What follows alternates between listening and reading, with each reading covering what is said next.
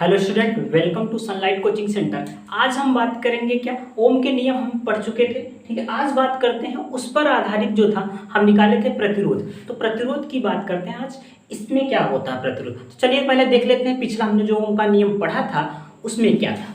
चलिए बात करते हैं, क्या हमने क्या पढ़ा था कि ओम के नियमानुसार क्या पढ़े थे हम, V अनुक्रमानुपाती I के, यही तो पढ़े थे भाई, V अनुक्रमानुपाती I के। जब V अनुक्रमानुपाती I हमने देखा था वहां पे उस स्थिति में जब यहाँ पे देखेंगे तो ये अनुक्रमानुपाती क्या था, क्या बात करते हैं अनुक्रमानुपाती। अनुक्रमानुपाती का मतलब क्या होता है, प्रोपोर्शनल का क्या मतलब होता है। तो ये प्रोपोर्शनल का मतलब था कि क्या V अनुक्रमानुपाती I, अर्थात जो V का मान है वो किस पर डिपेंड करता है, I पर। अगर हम क्या करें V को बढ़ाएंगे तो I का मान भी क्या होगा, बढ़ेगा। अगर V के मान को घटाएंगे तो I का मान भी घटेगा। कहने का मतलब अगर विभवांतर बढ़ा तो धारा भी बढ़ेगी और धारा बढ़ा तो विभवांतर भी बढ़ेगा। इस पे तो ये क्या निकला था आपका V अनुक्रमानुपाती I, अर्थात V इज इक्वल टू, जब प्रोपोर्शनल हटा था तो एक कांस्टेंट आ गया था, क्या आ गया था R के, तो R इंटू में क्या आ जाएगा I के। ठीक, इतनी बात समझ में। अब बात करते हैं जब यहाँ पे R आ गया तो R क्या था, R हम पढ़े थे क्या है, विद्युत प्रतिरोध है भाई। तो चलो अगर हम बात करेंगे विद्युत प्रतिरोध है तो पहले देख लेते हैं इसको, और सीधा करना चाहें तो क्या मिल जाएगा आपको। आप इसको क्या लिख सकते हो, V अनुक्रमानुपाती I को पहले ला लो। अब क्या V is equal to I को पहले ला दिया, अब क्या मिल जाएगा R के, तो V इज इक्वल टू क्या मिल जाएगा IR के।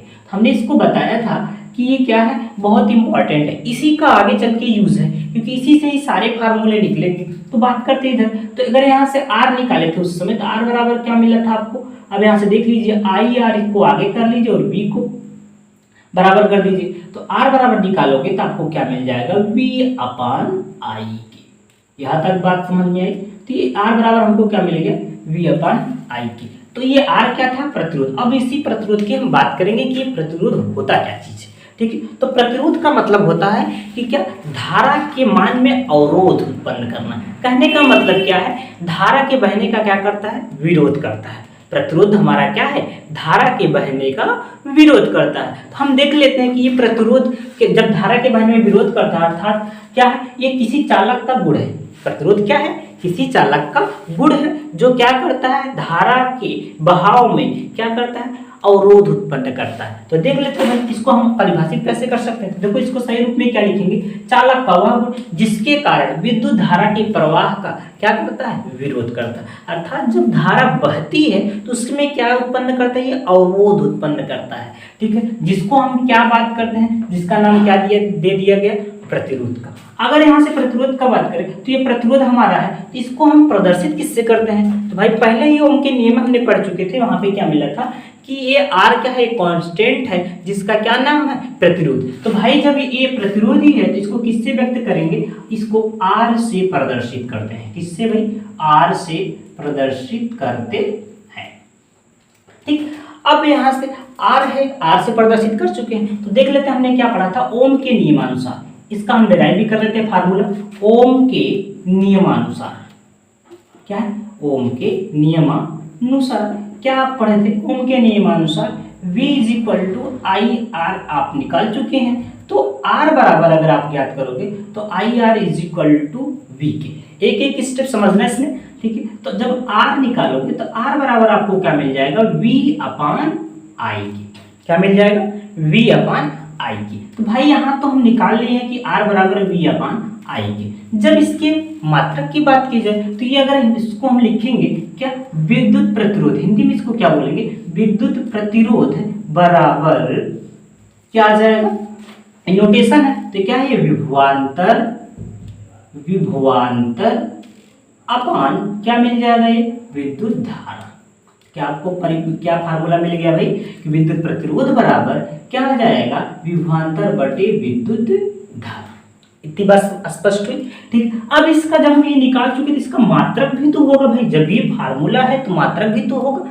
तो देख लेते हैं मात्रक इसका क्या है। तो मात्रक जब आप निकालोगे तो मात्रक में क्या मिल जाएगा, देख लीजिए R बराबर अभी हमने क्या पढ़ा है कि V अपान I के, यही तो पढ़ा है, R बराबर V अपान I के। तो अगर यहाँ से देख लिए तो R बराबर V अपान I, ये विभवांतर है तो R हमारा क्या है, प्रतिरोध। इसका मात्रक क्या हो जाएगा, प्रतिरोध का मात्रक बराबर आपको क्या मिलेगा, विभवांतर है, तो विभवांतर का मात्रक क्या होता है, वोल्ट होता है। क्या है भाई, वोल्ट। तो वोल्ट अपान क्या मिल जाएगा आपको, ये विद्युत धारा है, तो विद्युत धारा का क्या मात्रक होता है, एम्पियर होता है। क्या होता है भाई, एम्पियर। तो आपको इसका जो मात्रक है क्या मिल गया, वोल्ट पर एम्पियर। तो इसको क्या लिख सकते हैं, इसको ऐसे भी लिख सकते हैं, वोल्ट पर एम्पियर। यहाँ से क्या आ गया भाई आपका, इसका मतलब वोल्ट पर एम्पियर। अगर ये वोल्ट पर एम्पियर आ गया तो इसको और क्या बोलते हैं भाई, यहाँ पे देख लीजिए कि ये वोल्ट पर एम्पियर, एम्पियर ये बराबर क्या होता है, इसको और क्या बोल सकते हैं, ओम। तो ओम का नाम सुने थे, ठीक है, ओम का नियम पढ़ चुके हैं। तो ये क्या हमारा ओम है ना, तो उसको किससे हम प्रदर्शित करते हैं, इसके वोल्ट पर एम्पियर को और क्या बोल सकते हैं, ओम बोल सकते हैं। ठीक, इसको क्या बोल सकते हैं, ओम। इतनी बात समझ में आई आपको, ये वोल्ट पर एम्पियर बराबर क्या होता है, ओम। अब भाई ओम तो बोल दिए, अब ओम को भी परिभाषित करो भाई कि ओम क्या चीज है। इसका मात्रक और क्या क्या मिल गया आपको, यहाँ से देख लेते हैं कि मात्रक इसका क्या क्या मिला, इसका वोल्ट पर एम्पियर और दूसरा मात्रक क्या मिल गया, ओम के। तो यह एक मात्रक क्या हो जाएगा प्रतिरोध का, वोल्ट पर एम्पियर, एक मात्रक क्या हो जाएगा, ओम के। अब भाई ओम तो बोल दी, अब ओम को भी परिभाषित करते हैं, देखते हैं की बात करते हैं। तो ओम क्या है, ओम को कैसे परिभाषित करेंगे, ओम हमारा क्या है, ओम को कैसे परिभाषित करेंगे, यदि किसी चालक के सिरों के बीच क्या किया जाए, 1 वोल्ट का विभवांतर लगाने पर क्या किया जाए, यदि किसी चालक के सिरों के बीच में क्या कर दे आप, यहाँ पे मान लेते हैं क्या, V बराबर 1 वोल्ट, क्या मान लेते हैं, V बराबर 1 वोल्ट और I बराबर क्या, 1 एम्पियर। क्या मान लेते हैं, 1 एम्पियर। यदि किसी चालक के सिरों के बीच 1 वोल्ट का विभवांतर लगाने पर चालक में बहने वाली धारा कितनी बहती है, यहाँ पे तो चालक, किसी चालक के सिरों के बीच 1 वोल्ट का विभवांतर लगाने पर चालक में 1 एम्पियर की धारा बहे तो चालक का प्रतिरोध क्या होगा, 1 ओम होता है। ठीक है, आई बात समझ में यहाँ तक। यदि बात हम करते हैं कहाँ से, यहाँ ओम तक का। अब हम बात करेंगे क्या, चालक की, अचालक, कुचालक, इन सब की बात करेंगे आगे। ठीक है, चलिए आगे देखते हैं हमारा क्या, यहाँ तक आ गए आपको समझ में। ठीक, चलिए आगे बात करते हैं क्या, हम किसकी, चालक, अचालक और क्या, अर्धचालक की बात करेंगे। ध्यान से समझना इसको, अगला हमारा टॉपिक क्या है, चालक, अचालक और अर्धचालक। ठीक है, जिसको हम क्या बोलते हैं, सुचालक भी बोलते हैं। चालक को क्या नाम जानते हैं, सुचालक। इसको इंग्लिश में क्या बोलते हैं, कंडक्टर। क्या बोलते हैं भाई, कंडक्टर। तो देख लेते हैं चालक होते क्या है भाई। चालक का मतलब क्या हो, जिसमें विद्युत धारा क्या हो, आसानी से बहे, ये तो हमारा चालक होता है। चालक का मतलब जिसमें धारा का प्रवाह हो, वो हमारा क्या कहलाता है, चालक। लेकिन जो चालक होता है उसको हम परिभाषित कैसे कर सकते हैं, अब पहले ही जानते हैं, बहुत से हमारे चालक हैं। जैसे मान लेते हैं हम क्या, चांदी मान लेते हैं, एल्युमिनियम मान लेते हैं, ये जो कापर है, तांबा मान लेते हैं, इस सब को हम चालक बोलते हैं कि नहीं बोलते हैं। लोहा में भी धारा प्रवाहित होता है, जिसमें धारा का प्रवाह हो क्या होता है, चालक होता है। इतना जाने रहना कि जिसमें धारा का प्रवाह होता है वो क्या होता है, चालक होता है। आई बात समझ में। ठीक, आगे अगर हम देखें क्या, चालक, ये जो चालक बोलते हैं क्यों होता है भाई, चालक हम तो बोल देते हैं, लेकिन ये चालक क्यों होते हैं, चालक किसके कारण इसको हम चालक बोला जाता है, धारा क्यों बहती है, रीजन क्या है, आप देखते हैं क्या इसमें, क्या जिसमें मुक्त इलेक्ट्रॉनों की संख्या बहुत अधिक हो। कहने का मतलब क्या है, चालक उसे हम कहेंगे जिसमें मुक्त इलेक्ट्रॉनों की संख्या क्या हो, बहुत अधिक हो। मुक्त इलेक्ट्रॉनों की संख्या जितना ज्यादा से ज्यादा अधिक होगा उसमें धारा का प्रवाह उतना ही होगा। तो कहने का मतलब क्या है, चालक हम किसको बोलेंगे, जिसमें मुक्त इलेक्ट्रॉनों का प्रवाह क्या हो, बहुत अधिक संख्या में हो, और क्या हो, इनमें धारा का प्रवाह क्या हो, सरलता से हो, मतलब उसमें कोई कठिनाई ना हो, तो सरलता का नाम दे दिया गया, तो उससे कोई जरूरी नहीं है। तो केवल इतना समझना, जिसमें धारा का प्रवाह क्या हो जाए, आसानी से हो जाए। ठीक है, अर्थात तुरंत ही धारा का प्रवाह हो जाए, तो क्या कहलाएगा, हमारा चालक कहलाता है। याद रखना, ठीक है, ये हमारा क्या हो जाएगा, चालक। जिसमें कोई भी पदार्थ है, कोई भी पदार्थ अगर उसमें धारा का प्रवाह होता है तो क्या होंगे, चालक होंगे। आई बात समझ में। आगे अगर हम बात करते हैं क्या, चालक में कुछ इंपॉर्टेंट एग्जांपल है। जैसे कहने का मतलब क्या, ये चांदी, चांदी को क्या मानते हैं, चांदी भी एक चालक है, इसमें भी धारा का प्रवाह होता है।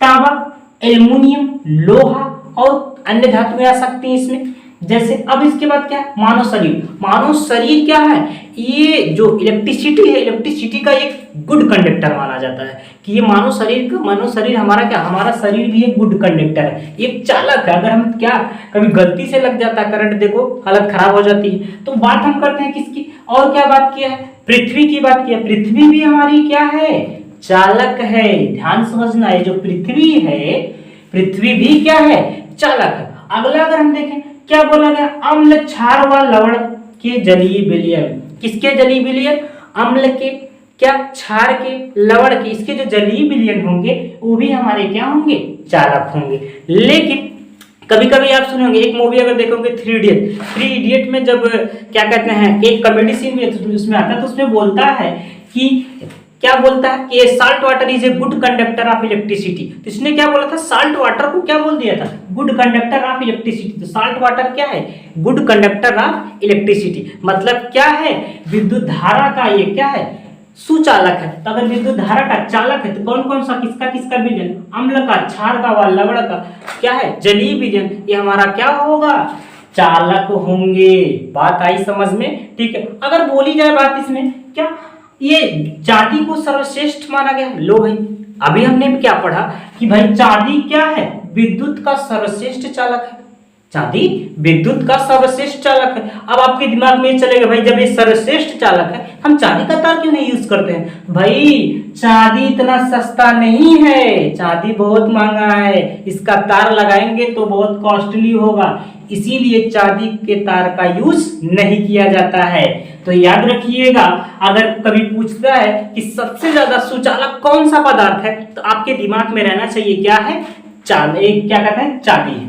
ठीक, आई बात समझ में, ठीक। आगे अगर हम बात करते हैं क्या, इसके बाद क्या है, कुचालक। कुचालक, या इसको हम क्या नाम देते हैं, कुचालक को, इसको हम क्या बोलते हैं, अचालक भी बोलते हैं। क्या बोलते हैं, अचालक। इसको इंसुलेटर भी बोलते हैं। तो इंसुलेटर इंग्लिश में बोलते हैं, ये हिंदी में हमारा दो नाम इसका क्या, कुचालक या फिर अचालक। तो बात इसकी कर लेते हैं। इसमें क्या है, इसमें क्या है, इसमें मुक्त इलेक्ट्रॉनों की संख्या नगण्य होती है। भाई इसमें जो मुक्त इलेक्ट्रॉन होंगे जब नगण्य होंगे तो क्या धारा बहेगी, आप बताइए ध्यान से, ठीक, आई बात समझ में। इसमें धारा का प्रवाह एकदम नहीं होगा।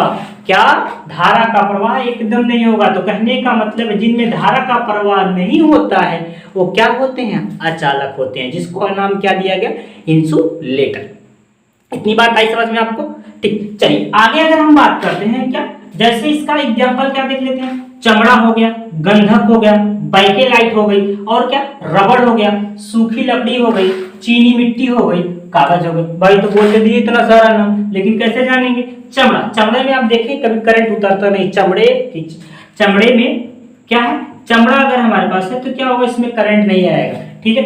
अगर बात करते हैं गंधक, जिसको क्या बोलते हैं, सल्फर, सल्फर में भी ये चालक नहीं है, सल्फर भी हमारा क्या है, चालक नहीं है। आगे बात करते हैं क्या, रबड़, रबड़ भी हमारा क्या है, चालक नहीं है। बाइकेलाइट भी हमारा चालक नहीं है। लकड़ी, सूखी लकड़ी देखें आप, उसमें क्या धारा बहती है, एकदम नहीं बहती है। चलिए चीनी मिट्टी की बात करते हैं। चीनी मिट्टी को देखें आप, क्या, जो हीटर देखते हैं, हीटर में जो कॉइल लगा, कॉइल के नीचे एक क्या कहते हैं, कॉइल के नीचे एक चीनी मिट्टी ही लगी होती है, जिसमें धारा का प्रवाह एकदम नहीं होता है, लाल हो जाता है, एकदम पूरा दिखता है। जब लाल हो जाता है देखोगे नीचे जो जहाँ पे कॉइल लगाए रहते हैं, जब कॉइल एकदम लाल हो जाएगा तो देखते हैं कि इसमें कोई इफेक्ट नहीं पड़ता। अगर उस चीनी मिट्टी को छुएंगे, टच करेंगे, उसमें धारा का प्रवाह होगा नहीं, करंट नहीं मारेगा। लेकिन कभी गलती से अगर लाल पे पहुंच गए तो समझ लेना। फिर आगे अगर हम बात करते हैं किसकी, कागज की, तो कागज पे भी क्या धारा का प्रवाह होगा, नहीं होगा।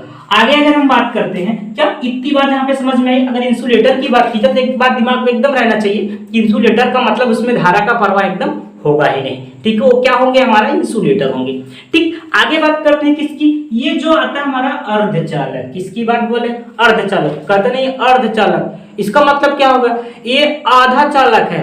कहने का मतलब क्या है, आधा चालक, मतलब इसमें धारा का प्रवाह भी होगा। तो देख लेते भाई धारा का प्रवाह, इसका क्या परिभाषा है। इसके अनुसार क्या बोला गया है कि वे पदार्थ जिनकी चालकता चालकों से काफी कम, चालक की जितनी चालकता है उतना ना हो, थोड़ा उससे क्या हो, काफी क्या हो, बहुत ज्यादा कम मात्रा में हो, लेकिन इसमें धारा का, ये हमारा जिनकी चालकता क्या हो, चालकों से काफी कम लेकिन अचालकों से अधिक हो। किससे, अचालकों से अधिक हो, वो क्या कहलाते हैं, अर्धचालक कहलाते हैं। ध्यान से समझना इसको, अर्धचालक को। ये चालक तो है लेकिन इसकी चालकता, इसकी क्या कहते हैं, अर्धचालक जो है इसकी चालकता क्या होती है, जो चालक है उससे क्या होती है, कम होती है। कहने का मतलब एक कंडक्टर से इसकी चालकता कम होती है, इसमें भी धारा का प्रवाह होगा लेकिन क्या होगा, इस चालक से क्या होगा, कम होगा, काफी कम होगा धारा का प्रवाह, इसलिए इसको क्या बोला है कि चालकों से काफी कम, ठीक। और अचालकों से अधिक होती है, वो हमारे क्या होते हैं, अर्धचालक होते हैं, कहते नहीं। तो बात करते हैं कि इसका ए समांतर किस अवस्था में पाए जाते हैं। जब इनकी बात की जाए सामान्य रूप से, जब ये बोल दिया गया आपको कि ये सेमीकंडक्टर है, अर्धचालक है, हमने बोला कि क्या अर्धचालक है, लेकिन क्या इसमें चालक की भी मात्रा होगी और क्या कहते हैं, इसमें एक चालक भी होंगे और अचालक भी होंगे। तो कैसे हम समझ लेंगे कि ये चालक भी अचालक, कैसे इसको मान लेंगे। लेकिन ध्यान रखना कि ये जो अर्धचालक है ये क्या होते हैं, सामान्य रूप से आपको अचालक के फॉर्म में ही मिलेंगे। किसके फॉर्म में, अचालक। इसको क्या किया जाता है, अब अपद्रव मिला के इसको चालक बना देते हैं। रहते तो क्या, पहले अगर इसको सामान्य रूप से देखा जाए तो ये किस अवस्था में पाए जाएंगे आपको, सामान्य रूप से ये सामान्य रूप से अचालक के रूप में पाए जाते हैं। सामान्य अवस्था इनकी क्या होती है, अचालक। लेकिन इसमें कुछ अपद्रव्य होते हैं जिनको क्या किया जाता है, अगर मिला दिया जाए तो ये क्या बन जाते हैं, चालक का काम करने लगते हैं। किसका काम करने लगेंगे, चालक का। तो जैसे कहने मतलब कौन कौन है जो चालक का काम करते हैं, जैसे सिलिकॉन है, इसमें भी अपद्रव्य मिला दिया जाता है, भी चालक का काम करने लगेगा। कौन सा पदार्थ, दूसरा हमारा कौन सा ये चालक अर्धचालक है, जर्मेनियम अर्धचालक। हमारा अर्धचालक कौन सा है, जर्मेनियम। तीसरा हमारा अर्धचालक कौन सा है भाई, तीसरा अर्धचालक कैडमियम। चौथा क्या है, सल्फाइड, गैलियम, आर्सेनाइड, ये सब हमारे क्या अर्धचालक है। अगर इसमें हम क्या कुछ अपद्रव्य मिला देते हैं तो किसका काम करने लगते हैं, क्या चालक का काम करने लगते हैं। तो जैसे हम देखें अगर कुछ अपद्रव्य मिलाने पर जो चालक का काम करते हैं, कौन कौन से, कहां पर इनका यूज किया जाता है, तो इनका यूज कहां कहां पे करते हैं, जैसे टेलीविजन हो गया, ट्रांजिस्टर हो गया, इन सब में इनका प्रयोग किया जाता है। क्या ये हमारे क्या मिल गए आपको, अर्धचालक। क्या है, अर्धचालक। तो अर्धचालक के बारे में इतनी जानकारी थी कि अब यहां से हमने क्या क्या पढ़ा, अभी क्या पढ़े हैं, चालक, चालक, क्या अचालक और अर्धचालक, इन तीनों के बारे में हमने पढ़ लिया। ठीक, आगे विरोध को प्रभावित करने वाले कारक, ये हमारी अगली हेडिंग होगी। आई बात समझ में, जितना हम पढ़ाए यहाँ तक इसको आप नोट कर लीजिएगा, हो सके तो स्क्रीनशॉट ले लीजिएगा। ठीक है, हम हट जाते हैं, हो गया। ठीक, आगे अगर हम बात कर रहे हैं क्या, अब इतना हम आगे पढ़ाएंगे, तब तक यदि आप हमारे चैनल पर नए हैं तो चैनल को जरूर से जरूर सब्सक्राइब करिए, ज्यादा से ज्यादा लोगों तक पहुंचाइए। ठीक है, ज्यादा से ज्यादा लोगों तक पहुंचाइए हमारे चैनल को। ठीक है, तब तक के लिए धन्यवाद।